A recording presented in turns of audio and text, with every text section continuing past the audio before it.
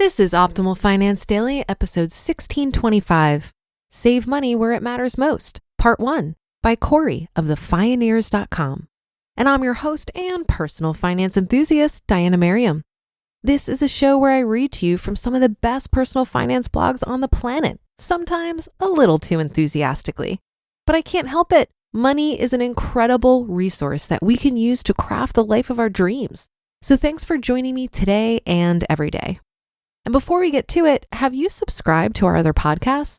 We cover personal development and minimalism, health, relationships, entrepreneurship, and life advice on the other shows. Just search for Optimal Living Daily wherever you get your podcasts to find them. And I have a new author for you today. I'll tell you more about Corey right after the reading, and it's a bit of a longer post. So I'll read the first half today and then finish the rest for you tomorrow. So with that, let's dive into the first half and start optimizing your life. Save Money Where It Matters Most, Part 1, by Corey of the Fioneers.com.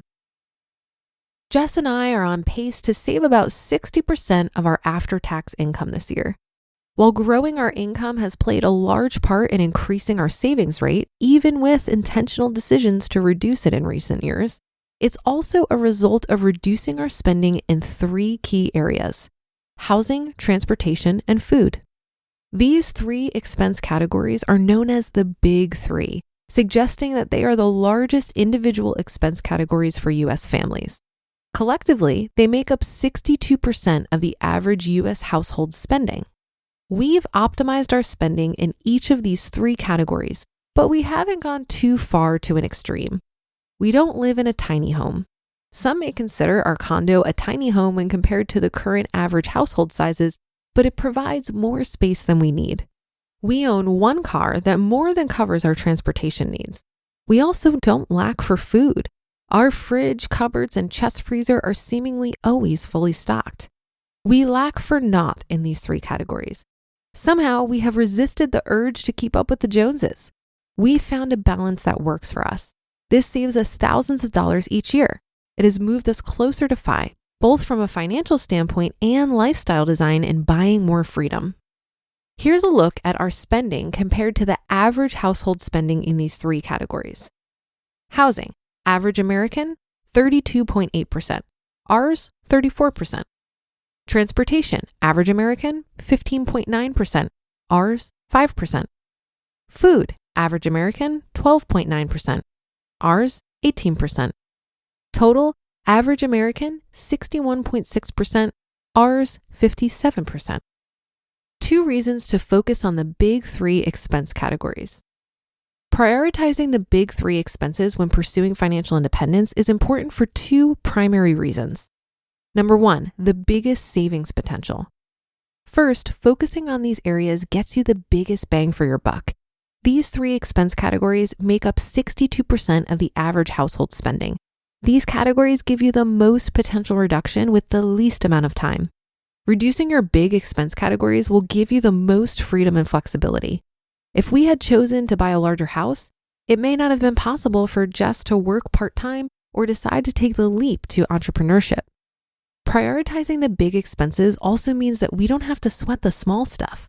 Small purchases can add up over time, but they won't make as big of a difference as managing your largest expenses. Let me give you an example of how downsizing your home in the Boston area, where we live, could reduce your spending.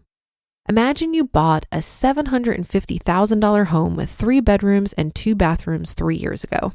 At the time of purchasing the home, you put down $150,000, which is 20%, and signed a 30-year fixed-rate mortgage at 3.75%. This would bring your monthly payment to about $2,800 per month, ignoring taxes and insurance for the sake of simplicity. You find that you don't use the 3rd bedroom all that often, but you do love your neighborhood. If you were to downsize to a smaller 2-bedroom condo in the same neighborhood, you could significantly reduce your expenses. Let's assume you take $175,000 of equity that you have in your home, which is from 3 years of payment at $25,000 plus $150,000 down payment, assuming no appreciation, again, for simplicity. And buy a smaller condo for $575,000. This means a mortgage of $400,000.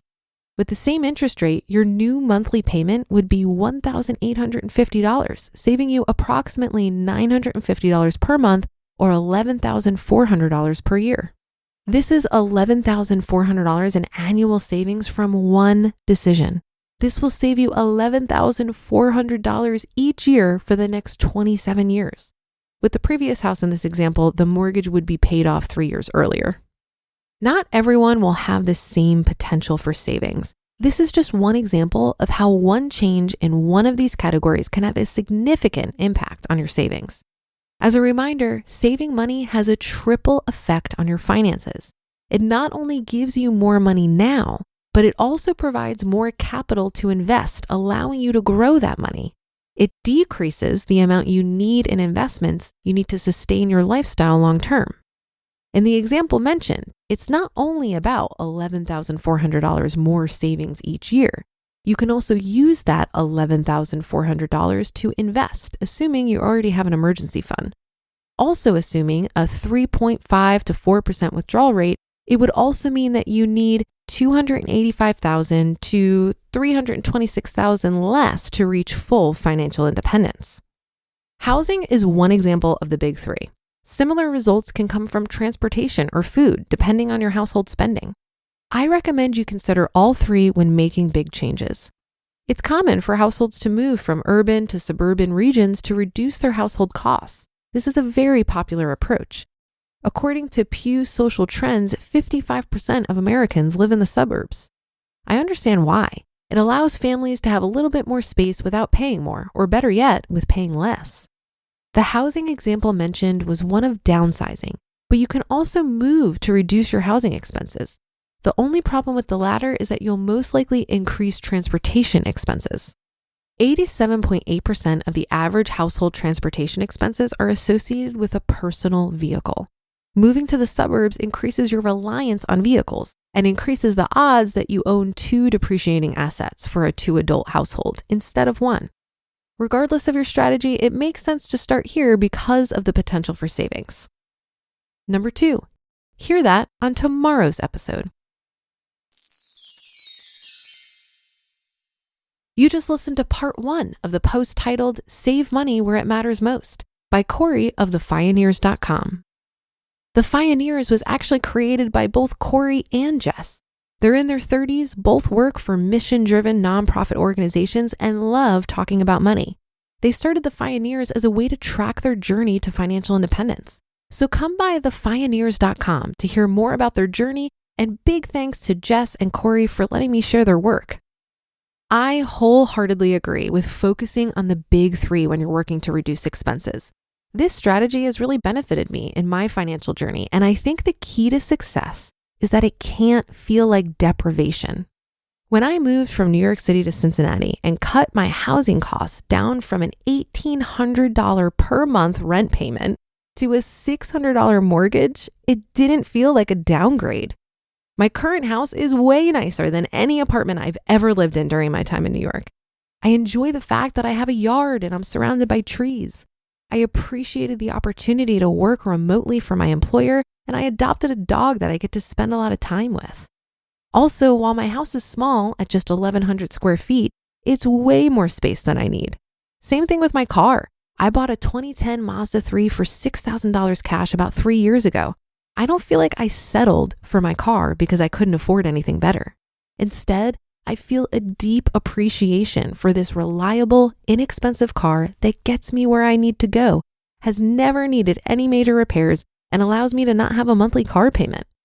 We talk so much on the show about reducing and optimizing our expenses, but I think the challenging part of actually doing this is that it's in direct opposition to our consumerist conditioning.